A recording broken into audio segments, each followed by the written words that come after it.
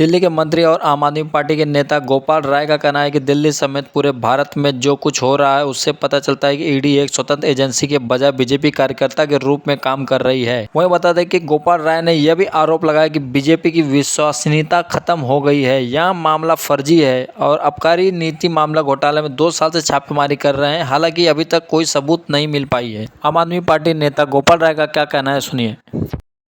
बताया गया है और उसमें आरोप लगाया गया कि 100 करोड़ के किकबैक का फायदा पहुंचाया गया आम आदमी पार्टी नेताओं की तरफ से, जो लीकर पॉलिसी बनाई गई उसमें।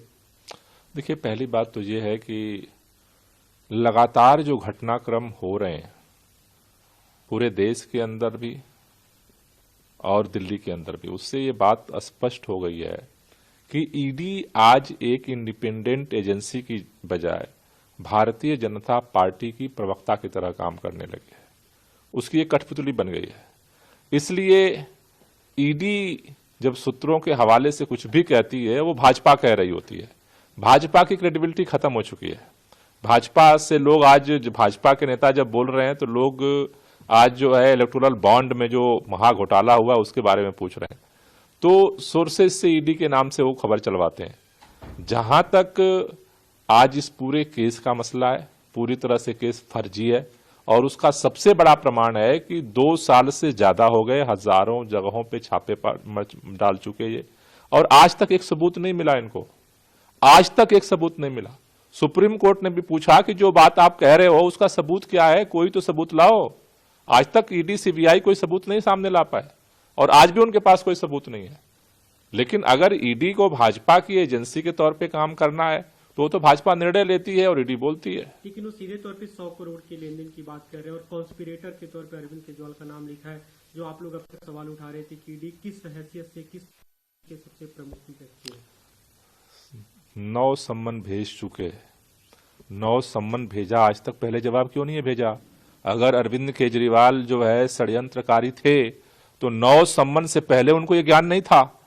आज अचानक ज्ञान पैदा हो गया है क्योंकि उनको अब लग रहा है कि कोई रास्ता नहीं बचा, कोई जवाब नहीं है उनके पास। अगर 2 साल से जिसकी जांच चल रही है, इतने हमारे नेताओं को जेल में बंद कर रखा उन्होंने, आज अचानक षड्यंत्रकारी हो गए अरविंद केजरीवाल। 9 सम्मन भेजा उन्होंने। पहले सम्मन से अरविंद केजरीवाल जी एक ही जवाब पूछ रहे हैं कि भाई किस हैसियत से बुला रहे हो? अगर षड्यंत्रकारी थे तो पहले दिन क्यों नहीं जवाब दिया? इसका मतलब कि षड्यंत्र भाजपा कर रही है अरविंद केजरीवाल को किसी भी कीमत पर गिरफ्तार करने का। आम आदमी पार्टी को अभी निश्चित रूप से तो जो षड्यंत्र तो सारा जिस तरह से चल रहा है, जिस तरह से अब एक सम्मन से काम नहीं चला तो अब दूसरा केस करके हो सकता है तीसरा की केस खोलने। देखिए, कुल मिलाकर के अब वो ज्यादा डिस्परेट दिख रही है भारतीय जनता पार्टी, उसे ज्यादा डर लग रहा है, खासतौर से जो इलेक्टोरल बॉन्ड का जो महाघोटाला सामने आया है। क्योंकि देखिए, लोगों के मन में शंकाएं बहुत सारी थी। लोग पूछते थे प्रमाण क्या है, लोग कहते थे कि ईवीएम से चोरी होती है, लोग पूछते थे प्रमाण क्या है। चंडीगढ़ का प्रमाण आ गया, आज चुप हैं सारे लोग। सुप्रीम कोर्ट के सामने प्रमाण आया। लोग पूछते थे कि ये भ्रष्टाचार करती है भाजपा, इसका प्रमाण क्या है? इलेक्टोरल बॉन्ड का कच्चा चिट्ठा खुलने के बाद भाजपा पूरी तरह से बेनकाब हो चुकी है। ऐसे में अब उनको लगता है कि अगर अरविंद केजरीवाल एक ऐसा शख्स है कि अगर बाहर रहते हैं चुनाव के दौरान, देश भर में जाकर के वो इस कच्चे चिट्ठे को खोलेंगे।